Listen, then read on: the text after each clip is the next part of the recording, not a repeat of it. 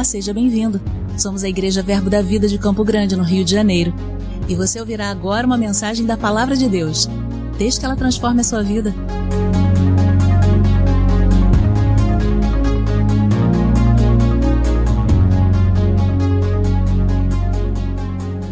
Oh, glória, aleluia. Que bom que você está aqui. E nessa tarde não vai ser diferente. Nós vamos continuar tratando sobre aspectos dessa redenção que nos alcançou através da obra de Cristo Jesus. E hoje nós vamos falar sobre esse aspecto. Na verdade é um aspecto desse aspecto, porque é um tema tão vasto quanto o amor de Deus. Nós vamos falar um pouquinho sobre a graça de Deus, o favor de Deus que foi liberado e nos alcançou. Aleluia, aleluia. Sabe, querido, nós estamos aqui pela graça de Deus. Aleluia. Você chegou aqui pela graça de Deus. Sabe, naquele dia mais difícil da sua vida, você só conseguiu vencer pela graça de Deus. Aleluia.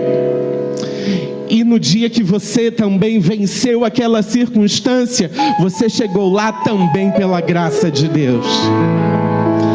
A graça de Deus, ela não nos alcançou apenas no dia em que nós aceitamos aqui. Sim, no dia que nós aceitamos Jesus como nosso Senhor e Salvador das nossas vidas e decidimos, num ambiente como esse, levantar as nossas mãos, de fato houve ali um encontro com Cristo e naquele momento, de fato, nosso espírito foi salvo. Mas a partir desse dia, começou ali um discipulado, um processo, uma caminhada, um relacionamento seu com o Espírito Santo, com a pessoa de Jesus, com o nosso Pai, que fez com que dia após dia, aquela pessoa que levantou a mão fosse sendo transformada dia após dia, dia e após dia. Sabe, então, de fato, no dia que recebemos Jesus como nosso Senhor e Salvador, o nosso espírito foi salvo, está feito, não vamos mais para o inferno. Mas começou um outro processo de salvação que é contínuo, que é o processo de renovação da nossa mente, de jogar fora todo o lixo que o mundo, que a vida, que as circunstâncias ruins colocaram na nossa cabeça, de maneira a trocar a nossa mentalidade corrompida, caída, deturpada, num processo de trocar essa mentalidade pela mentalidade de Cristo, que é perfeita, que é superior, que não cabe na lógica do mundo. E ainda existe um terceiro aspecto da salvação, e esse nem começou ainda. Vai ser naquele grande dia quando encontrarmos Jesus Cristo nos ares. O nosso corpo será salvo. Nosso corpo será glorificado. Então, nós costumamos dizer a respeito da salvação, que no dia que recebemos Jesus, nós fomos salvos. E então começamos a ser salvos todos os dias. A nossa alma, ela vai sendo salva todos os dias, através da renovação da nossa mente, pelo entendimento do caráter de Deus e da sua palavra, até que chegar aquele grande dia, onde Cristo virá buscar a sua igreja, e nós encontraremos com Ele nos ares, e ali o nosso corpo será salvo, nós seremos glorificados. E então naquele dia o pecado não será de fato mais nenhum problema para as nossas vidas, de uma vez por todas. Sabe, querido, e às vezes a gente limita o aspecto da salvação que é obtida através da graça de Deus a uma experiência. Aquele dia a gente diz: a graça de Deus, o favor de Deus me alcançou, eu fui salvo do inferno e agora eu vou viver a minha vida, vou lutar os meus leões, né? Vou vencer aí, vou vivendo, mas um alívio eu tenho, para o inferno eu não vou. O que eu estou querendo dizer é que existem algumas mentalidades, alguns sofismas, alguns entendimentos que às vezes vão nos impedindo de provarmos e vivermos a plenitude de Jesus, a plenitude daquilo que Deus preparou para nós e que a graça nos oferece e dispõe para nós. Sabe, muitas pessoas inclusive têm medo de pregar sobre a graça, com medo de que, se a gente falar o que a graça é, pode ser que as pessoas saiam por aí pecando e achando que elas podem fazer tudo e viver de qualquer maneira porque está tudo garantido. Sabe, querido, a questão, de fato, a gente não é salvo pelas obras. Não existe nada que você pode fazer que vá tornar a graça de Deus maior na sua vida. Mas é porque a graça nos alcançou que nós vamos querer viver melhor. A graça nos encontra e depois nós vamos viver as obras. Depois a gente se preocupa em de fato renovar a nossa mente, mas de fato a graça já nos alcançou. Não somos salvos pelas obras, mas salvos para as obras. Amém? E isso precisa estar pacífico nessa noite, para que você também não compreenda como se eu estivesse falando aqui de um evangelho que é libertino, porque não se trata disso, mas se trata de não limitar o favor de Deus que nos alcançou, por qualquer motivo que seja. Sabe, e nesses sofismas que eu estava falando, eu não sei você, mas eu já estive com pessoas cristãs e também não cristãs que falam assim: eu não tenho coragem de pedir nada a Deus, porque só o ar que eu respiro já é muito, e aí eu vou viver minha vida porque só o ar. Sabe, querido, esse é um pensamento de indignidade, de alguém que não entendeu aonde Deus te fez assentar, o lugar da onde Ele tirou e o lugar que Ele te fez assentar. Se você não entende que Ele te transportou de um império de trevas, te colocou num reino de amor e te fez assentar em lugares celestiais juntamente com Ele, sobre toda potestade, sobre todo nome que se possa referir, e te deu autoridade sobre todas essas coisas, de fato, pode ser que você viva achando que Deus não te deu nada. Mas sabe, a gente precisa conhecer a palavra de Deus para estar à altura da posição que Ele nos colocou. Um segundo aspecto, talvez você até não se encaixe nele, mas acontece muito, já é às vezes uma consciência de mérito, de meritocracia ou de merecimento, onde muitas vezes as pessoas elas se animam com servir a Deus e elas começam a pensar: eu acho que se eu pegar mais uma escala eu vou ser mais abençoado, ou se eu entrar em todos os departamentos da igreja, Deus ele vai olhar para mim com uma atenção maior. É como se fosse uma consciência onde você acha que você faz por merecer. Sabe, querido, a graça não tem a ver com isso. Primeiro, a graça nos alcança. A graça ela nos alcança antes de qualquer coisa que você possa fazer, e não existe nada que você possa fazer para a graça te alcançar. E nós vamos esclarecer essas coisas. E aí você diz: não, Rafael, não sou assim não, sou muito equilibrado, eu já entendi que graça não é sobre esforço, graça não é sobre merecimento, isso eu entendi, né? A gente costuma falar a partir de Efésios 2:8, né, que graça é um favor imerecido, né? E a gente fica repetindo esse favor imerecido, às vezes sem entender muito bem o que quer dizer esse favor imerecido. Mas eu já te digo, graça, esse favor imerecido, está falando sobre a livre iniciativa de Deus de restituir o homem ao seu lugar original, apesar dos seus esforços ou de merecimento. Deus decidiu e ponto. Ele não olhou para você e depois decidiu o que ele ia fazer. Não, ele decidiu. Eu vou disponibilizar aquele lugar original do Éden para todo aquele que quiser receber Jesus. Recebeu Jesus, é seu. Está restituído. Mas o entendimento errado faz com que você seja convidado para uma festa onde tem um banquete exposto, a mesa está posta para você, mas se você não tem conhecimento de que aquilo é seu, ou de que existe um lugar naquela mesa para você, você vai ser aquele convidado envergonhado, meio assim, no canto da sala, como quem diz, será que eu posso? Será que isso também é para mim? Sabe, quando nós não conhecemos a palavra, nós não conseguimos nos assentar na mesa e provar de tudo aquilo que Deus colocou nessa mesa para nós. Mas de fato, o convite já foi feito. Você é um convidado para essa festa, o banquete está posto. E essa é uma noite onde Deus está dizendo para a sua igreja, pela sua graça eu te convidei a se assentar nessa mesa e começar a pegar aquilo que você precisa.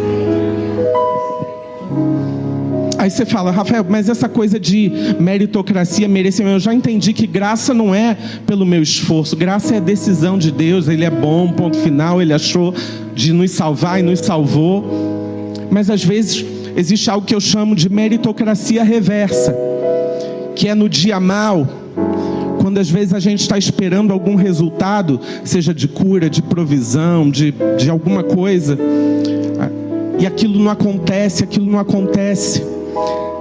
Quer ver o pensamento da meritocracia, que ele está lá?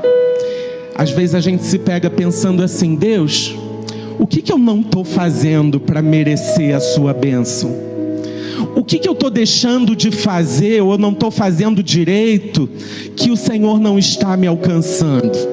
Que a bênção não está se manifestando? Sabe, querido, isso também é um pensamento de meritocracia. Nós estamos achando que precisamos fazer algo para merecer. Mas eu tenho entendido, querido, que graça não é crer que se eu fizer, Deus vai fazer. Pela graça eu entendo que Deus já fez e eu posso acessar. E se eu não entendo bem a graça, eu não consigo muito bem viver pela fé. Porque pela fé nós não seremos abençoados, pela fé nós já somos abençoados. Então, quando eu entendo a graça de Deus, eu sei que eu não vou orar para ser rico. Eu já sou rico e eu oro para que as riquezas se manifestem. Eu não sou um doente orando para ser curado. Eu sou alguém curado, crendo para manter a minha cura. Aleluia, porque é a graça dispôs essa nova realidade, e de fato, nós não podemos permitir que as más experiências que nós temos venham reduzir a nossa consciência de graça e de favor de Deus sobre as nossas vidas. Sabe, às vezes de fato nós não temos todas as respostas, mas sempre haverá uma graça. Aleluia. Abra sua Bíblia em Efésios no capítulo 2, no versículo 8, para nós começarmos. Aleluia. Tem um testemunho. Certa vez, eu não sei se eu ouvi alguém contar esse testemunho, ou se eu ouvi alguém contando da vida de alguém. Eu sei que a história me marcou e eu quero compartilhar ela com você. Onde alguém foi para um cruzeiro e a pessoa foi deixar as bagagens no quarto, né, na cabine, e ali ela encontrou o cardápio, né, o menu da cozinha, e a pessoa começou a suar frio com os preços que ela viu no cardápio, e ela passou a viagem inteira no amendoinzinho e na água que era distribuída de graça, porque ele viu que Ele não tinha dinheiro para bancar quão caro era as comidas daquele cruzeiro. Até que no último dia, ele estava conversando com alguém e a pessoa falou assim: e hoje você vai na festa? Dizem que o cardápio hoje é o melhor. E ele soltou assim: não, eu não tô sem grana para ir. Ele falou assim: como assim sem grana para ir? Quando você paga o cruzeiro, todas as refeições estão incluídas. Na verdade, o que ele achou, quando ele viu aquele menu, ele achou que qualquer refeição vinha daquele menu. Ele não tinha entendido que aquele menu era algo a mais, se ele quisesse pedir no quarto, mas que tudo estava disponível, sabe? E ouvindo esse relato, eu fiquei pensando, sabe, às vezes também é assim com as nossas vidas. Existe uma pensão completa para a gente viver de coisas que o Senhor já disponibilizou para nós.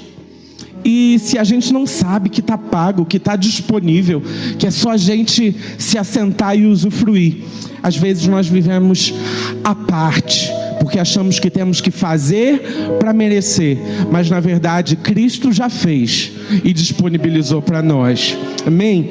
Efésios capítulo 2, versículos 8 e 9, diz assim: porque pela graça sois salvos mediante a fé, e isto não vem de vós, é dom de Deus, não de obras, para que ninguém se glorie. Sabe, aqui diz que a graça, pela graça, nós somos salvos. Ou seja, pela iniciativa de Deus, pelo favor de Deus, pelo desejo, sem justificativa. Sabe um desejo? Brincando aqui, Deus acordou e falou: eu vou salvar. Ele quis. Nós somos salvos.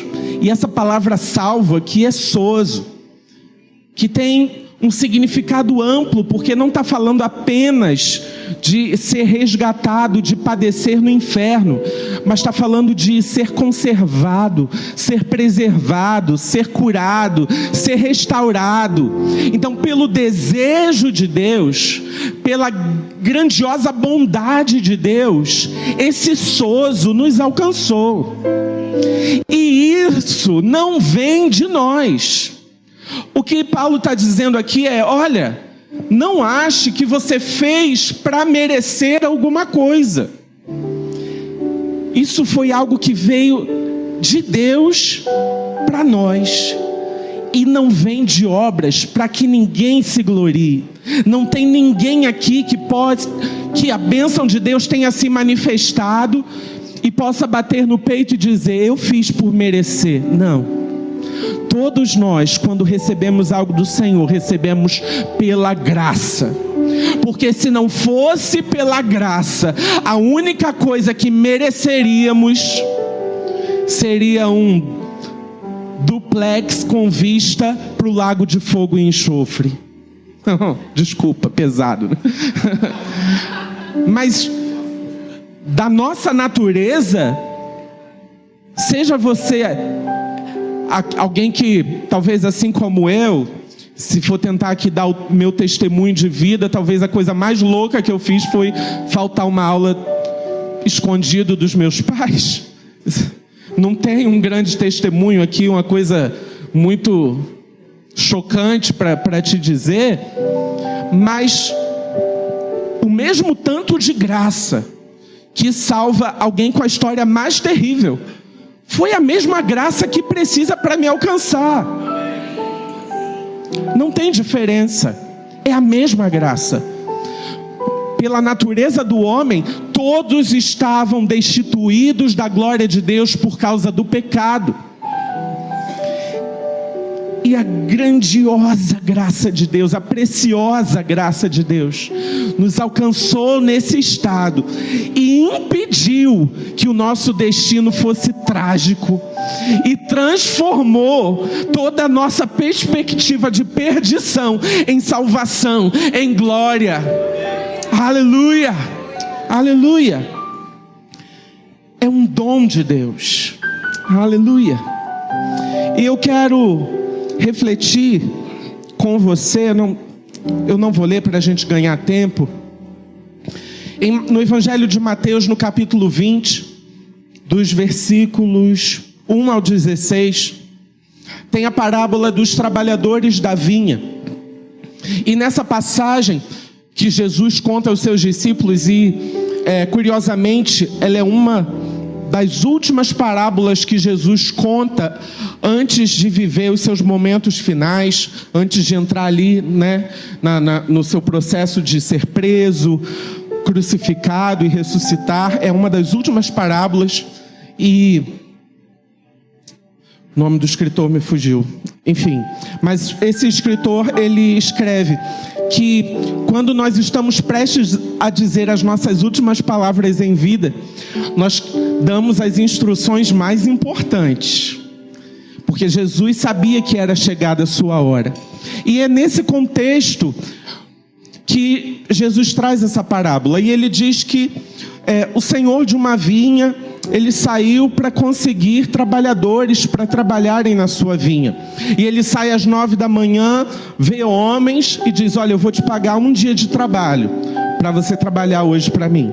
Depois ele sai meio-dia, encontra outros homens e ele diz: olha, eu vou te pagar um dia, ou mesmo um dia de trabalho, vem trabalhar para mim. E ele sai às 5 horas da tarde, faltando 1 hora para terminar o expediente. Ele encontra homens desocupados e diz: vai lá, trabalha 1 hora e eu vou te dar um dia de trabalho. Na hora de pagar, foram pagando de trás para frente. E quando chegou a vez daqueles que começaram a trabalhar 9 da manhã, aqueles homens falaram: mas a gente trabalhou o dia inteiro, a gente vai ganhar o mesmo tanto do que aqueles que trabalharam apenas 1 hora. E o senhor daquela vinha e diz: o que eu acordei com vocês?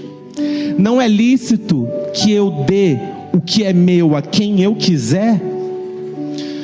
Num primeiro instante, a gente às vezes acha que essa passagem é sobre galardão, e ela nem pode ser sobre galardão, porque o apóstolo Paulo é muito claro que diz que cada um receberá galardão segundo as suas obras.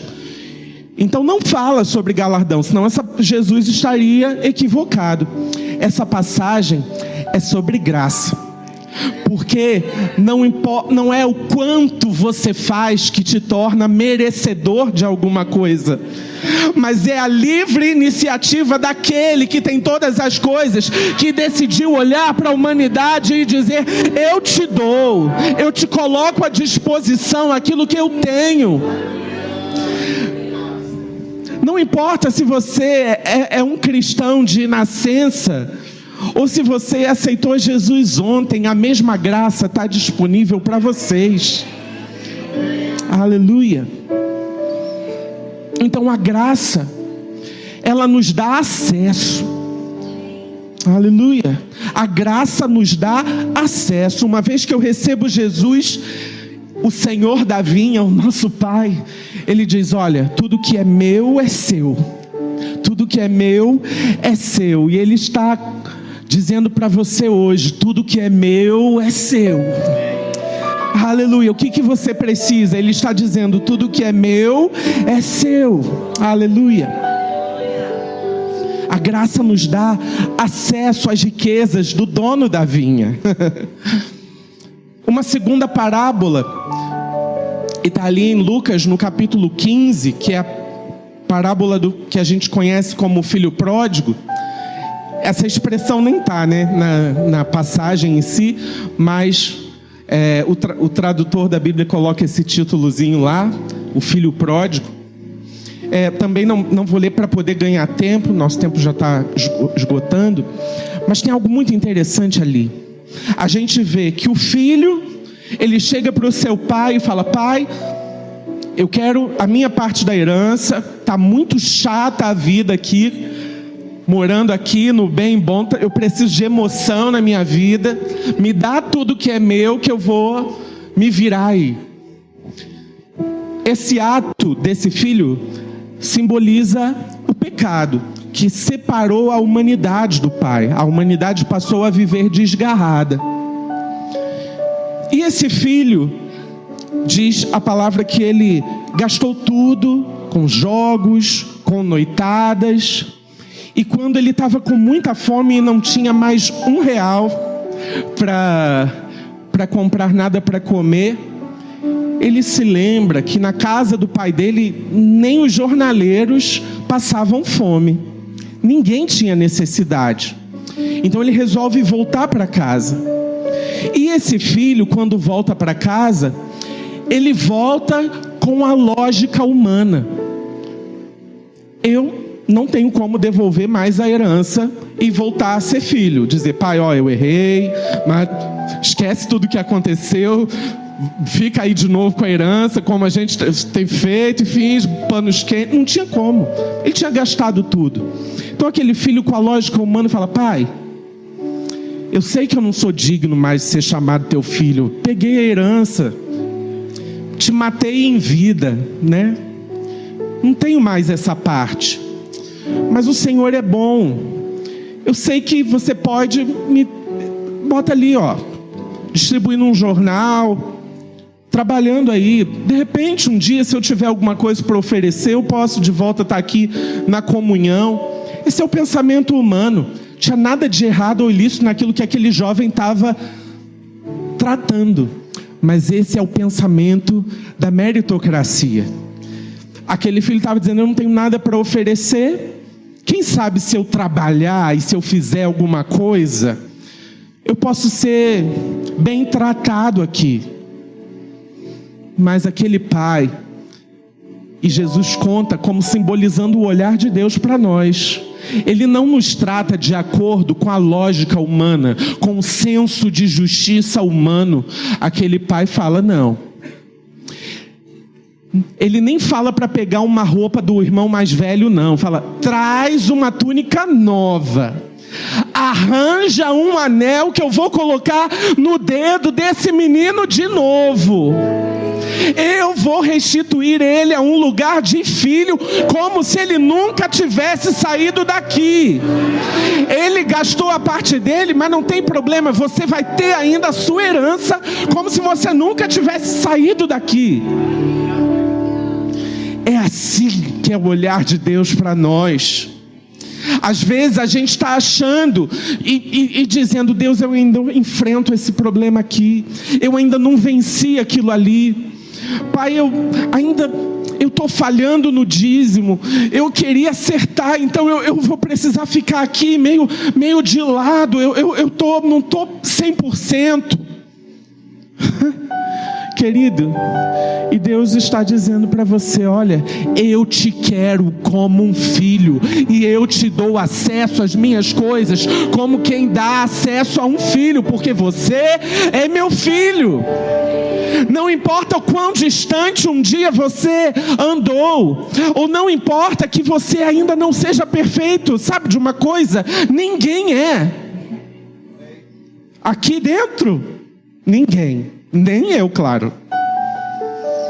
Estamos todos renovando a nossa mente. E talvez hoje você esteja sentado aqui achando, quem sabe Deus pode abençoar pelo menos essa minha semana. Eu quero te dizer, querido, Deus não quer fazer de você um dos seus trabalhadores. Deus quer que você entenda que você é filho amado e que você pode se assentar à mesa do banquete. E como aquele pai daquele filho pródigo, ele diz, vamos fazer uma festa. Aleluia. Porque não é na sua lógica. Então não permita que a sua mente te limite ou te impeça de viver aquilo que está na palavra de Deus, porque você possa achar que não é digno ou que não merece. De fato, querido, você não merece mesmo, mas não é por merecimento, é pela graça de Deus, é pela bondade de Deus, é pelo que Jesus fez e não é pelo que você fez, porque não há nada que você possa fazer que te torne merecedor de qualquer coisa no reino dos céus. É a graça de Deus, tudo começa pela graça de Deus. pela livre iniciativa de Deus, de dizer: você vai se assentar na minha mesa, você vai comer do meu banquete. Rafael, mas eu pequei ontem. Se arrepende, irmão, e volta. Não fica de lado, não se exclui. Isso é sofisma de Satanás para tentar te deixar de fora, enquanto Deus quer te colocar para dentro. Aleluia, aleluia. Em Hebreus, abra sua Bíblia rapidamente, capítulo 4. E essa passagem é muito preciosa. Eu confesso que eu tenho dificuldade, inclusive, de explicar, mas eu vou tentar. E eu espero que, se eu não conseguir, pelo Espírito, você pegue o que essa passagem quer dizer.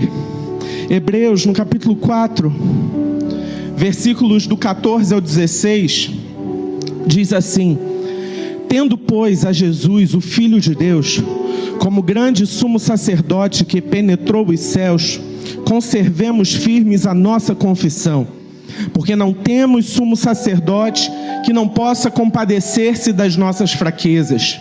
Antes, foi ele tentado em todas as coisas à nossa semelhança, mas sem pecado. Acheguemo-nos, portanto, confiadamente junto ao trono da graça, a fim de recebermos misericórdia e acharmos graça para socorro em ocasião oportuna.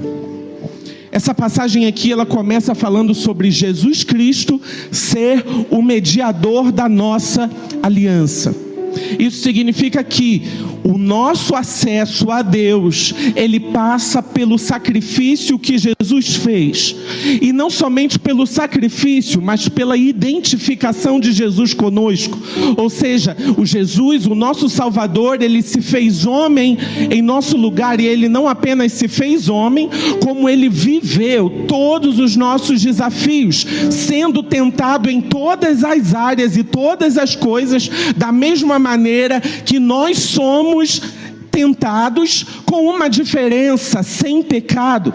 Só que tem algo aqui muito bonito no versículo 15, que diz: porque não temos sumo sacerdote que não possa compadecer-se das nossas fraquezas. Ou seja, Jesus, ele vence todas as áreas que muitas vezes nós não conseguimos vencer, mas não é para jogar na nossa cara, desculpa a expressão, é para dizer assim: eu venci, você não venceu, você precisa fazer mais. Não, o que a palavra de Deus diz aqui na carta aos Hebreus é que Jesus passa por todas as situações, inclusive aquelas que a gente não conseguiu. Ele vence em todas as coisas, mas vence para se compadecer de nós, das nossas fraquezas.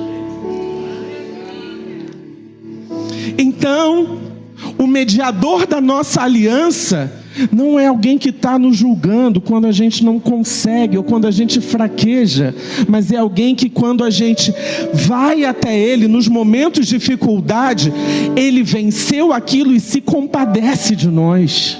Aleluia! E o escritor aqui está dizendo: por esse Jesus, por esse caminho, você passa por ele para se achegar com confiança ao trono da graça. E trono fala de um lugar de governo, fala de um lugar de justiça. Oh, Jesus, me ajuda. Eu fico pensando que nesse lugar de governo, esse trono, que é um trono de graça, quando nós estamos nos momentos mais difíceis, a gente pode passar por Jesus, chegar nesse trono. E porque é um trono, não é um lugar de graça, é um trono de graça. Então, a partir desse lugar onde a gente pode se achegar com confiança em situação oportuna, é como se a partir desse trono, aquilo que a gente precisa fosse imposto, fosse declarado, fosse liberado. Querido, eu não sei com que questões você chegou aqui hoje. Com quais questões você vai lidar essa semana e você chegou aqui hoje querendo uma resposta. E eu quero te dizer, a resposta é que você se achegue com confiança ao trono da graça através de Jesus Cristo, sabendo que no trono da graça existe tudo o que você precisa, e nesse trono existe um lugar de governo e de liberação daquilo que você precisa, de todas as respostas, de todas as saídas, de todas as soluções. Existe uma liberação do trono da graça para a sua vida quando você se achega com confiança nesse lugar. Entende que você não chega como o filho pródigo dizendo: pai, será que pode me receber como um trabalhador? Não, você não chega com vergonha, você não chega acovardado, você não chega amedrontado, você chega confiadamente ao trono da graça para achar socorro em ocasião oportuna. Uau! Lá na graça existe favor sobre a sua vida para a situação que você está passando agora, que a sua família está passando agora. Aleluia, aleluia. E segunda carta aos Coríntios é a última passagem, e eu gostaria que você abrisse comigo para a gente encerrar.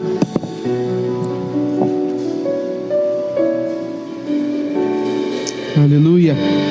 A segunda carta aos Coríntios, no capítulo 12, do versículo 7 ao versículo 10. E a gente vai ler essa passagem porque às vezes nós estamos limitando a nossa compreensão de graça a partir de coisas que às vezes não se resolvem na nossa vida, situações que parecem que não mudam, e a gente começa a limitar a nossa fé, a descrer da bondade de Deus, achar que Deus não se atenta ou não se importa para determinada situação que a gente possa vir a passar. Mas essa passagem, eu creio que ela também vai trazer compreensão e encorajamento para pessoas que estão aqui nessa noite, que diz assim, 2 Coríntios 12, 7: e para que não me ensoberbesse com a grandeza das revelações, foi-me posto um espinho na carne, um mensageiro de Satanás para me esbofetear, a fim de que não me exalte. Por causa disto, 3 vezes pedi ao Senhor que o afastasse de mim. Então ele me disse: a minha graça te basta, porque o poder se aperfeiçoa na fraqueza. De boa vontade, pois, me gloriarei nas fraquezas, para que sobre mim repouse o poder de Cristo. Pelo que sinto prazer nas fraquezas, nas injúrias, nas necessidades, nas perseguições, nas angústias, por amor de Cristo. Porque quando sou fraco, então é que sou forte. Sabe, essa passagem aqui, ela fala sobre Paulo. Muita gente traz confusão sobre essa passagem por uma simples falta de interpretação, porque tudo que esse texto precisa para ser interpretado está escrito no próprio texto. Paulo, ele está dizendo: olha, eu preciso expandir com o Evangelho, eu quero levar a palavra, eu quero sair daqui desse lugar, mas todas as vezes que eu tento sair, eu encontro dificuldade, eu encontro uma barreira, e isso é como se fosse um espinho na minha carne, não sai daqui. Eu tento sair, mas não dá. E aqui diz que é para que eu não me ensoberbecesse. Aqui fala, esqueci o verbo, a fim de que não me exalte. E o que essa palavra ela quer dizer é ser bem sucedido. Porque a falta, na verdade, esse é o maior problema desse texto. A tradução da palavra não foi correta. Mas na verdade, aquele mensageiro de Satanás, ele queria impedir que Paulo não fosse bem sucedido na sua tarefa. Simples assim. Então, Paulo sempre encontrava oposição. E Paulo, ele diz, por 3 vezes eu clamei ao Senhor. Paulo, ele já estava ali, fazendo aquelas orações, e a situação não mudava. Até que o Espírito do Senhor comunicou a Paulo, dizendo, Paulo, nessa situação, a minha graça te basta. Sabe, às vezes, tem situações que estão colocadas sobre a nossa vida, e a gente ora,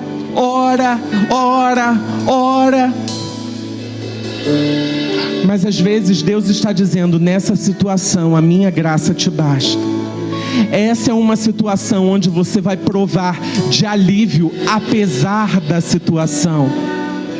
Às vezes a gente acha que todas as situações adversas vão desaparecer, mas às vezes tudo que Deus quer é que a gente consiga provar de descanso nesse lugar. Então talvez hoje você tenha que mudar a sua oração. Coisas que você está dando ideia para Deus, dizendo, Deus faz isso, Deus faz aquilo. Deus está dizendo para você, olha meu filho, a minha graça te basta. O meu poder se aperfeiçoa na sua fraqueza. O meu poder se aperfeiçoa na sua fraqueza. Sabe, querido, eu enfrentava uma situação há alguns anos atrás, e eu orava, e aquilo não mudava. E eu orava de um jeito, passava uma semana orando daquele jeito, e a situação não mudava. Eu falei, eu acho que eu estou orando errado. Aí eu mudava a oração, e nada. Aí mudava de novo a oração, e nada. E foi naquele momento onde eu estava cheio de interrogações que eu ouvi pela primeira vez o ensinamento sobre orar no Espírito, que quando oramos no Espírito, nós oramos a perfeita vontade de Deus. Nós não oramos com a nossa mente, oramos pela fé, oramos crendo que o Espírito que penetra as profundezas de Deus vai, através da nossa oração, orando ali a perfeita vontade de Deus. E eu me vi semanas depois, passando pela mesma situação. O problema estava lá, mas aquilo não me tocava mais, aquilo não me incomodava mais, aquilo não me fazia mais sofrer. Às vezes Deus, ele está dizendo, olha, vem para mais perto, vem para mais junto, vem para esse lugar da intimidade, o lugar da oração no Espírito, o lugar do relacionamento, o lugar de achar em mim a resposta, o lugar de lançar sobre mim a sua ansiedade, o lugar da confiança. Vem para esse lugar, sai do lugar do mérito, sai do lugar das obras, sai do lugar do esforço, de achar que você precisa fazer para merecer, e vem provar de mim que sou bom. Deus está dizendo, provai e vede que o Senhor é bom. E Deus, com a sua boa, com a sua infinita bondade, aleluia, Ele diz, existe um trono de graça para você. Se coloque de pé, feche seus olhos. Oh Pai, nós oramos a Ti nesse momento, Senhor. Levante suas mãos, querido. Comece a orar no Espírito, Pai. Pai, nós oramos a Ti. Comece a orar no Espírito, irmão. Aleluia. Aí no seu lugar, ei, se renda a Ele. Pai, nós nos entregamos a Ti nesse momento, Senhor. E dessa vez nós vamos com um outro posicionamento. Nós não queremos, Senhor, Te dar sugestões de nada.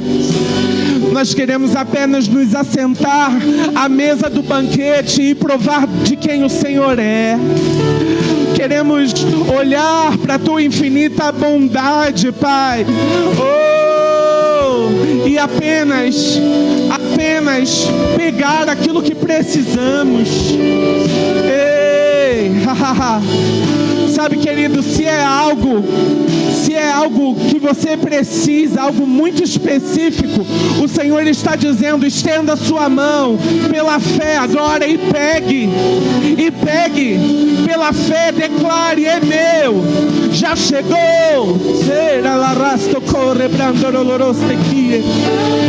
Mas se você entrou aqui sem resposta, confuso, comece a orar no seu espírito, que haverá uma liberação agora para o seu interior, do céu para o seu interior, diretamente do céu para o seu interior, para desfazer toda a confusão, para desfazer todo o sofisma, todo o embaraço de Satanás, toda a prisão que Satanás tentou estabelecer na sua mente, para te afastar da plenitude de Deus.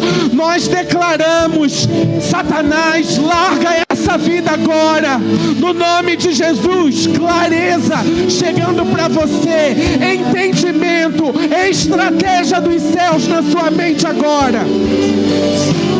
A sua casa, o seu lar, não será um lugar de discussões, um lugar de brigas, porque está todo mundo perdido, sem saber para onde ir. Mas eu declaro estratégia do céu chegando agora para a sua casa. Direção, direção, direção.